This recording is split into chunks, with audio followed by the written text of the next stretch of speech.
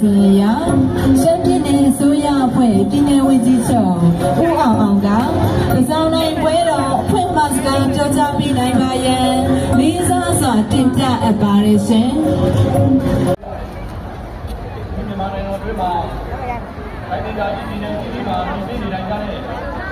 တိုင်းဒေသအားလုံးဟာဒီလိုရစာပေရင်းကျင်းမှုဘုရားတလေးပွဲတော်များမှာဘုရားသင်္ဃာမပြတ်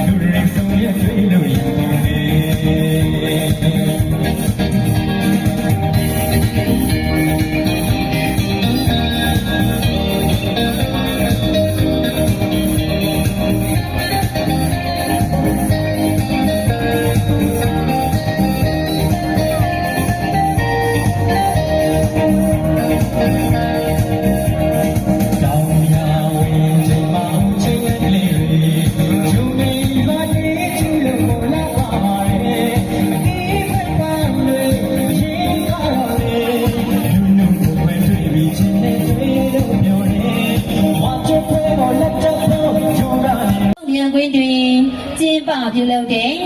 တောင်ကြီးတစောင်းတိုင်းမိဘုံမြပွဲတော်ဖွင့်ပွဲခမ်းနားဖြစ်ပါရဲ့ရှင်အစီအစဉ်အရတောင်ကြီးတစောင်းတိုင်းပွဲတော်အားဖဲကျိုးပြတ်ဖွင့်လှစ်ခြင်းအစီအစဉ်ဖြစ်တဲ့အတွက်တောင်ကြီးတစောင်းတိုင်းပွဲတော်အားဖဲကျိုးပြတ်ဖွင့်လှစ်ပေးပါရန်ရှမ်းပြည်နယ်အစိုးရအဖွဲ့ပြည်နယ်ဝန်ကြီးချုပ်ဦးအောင်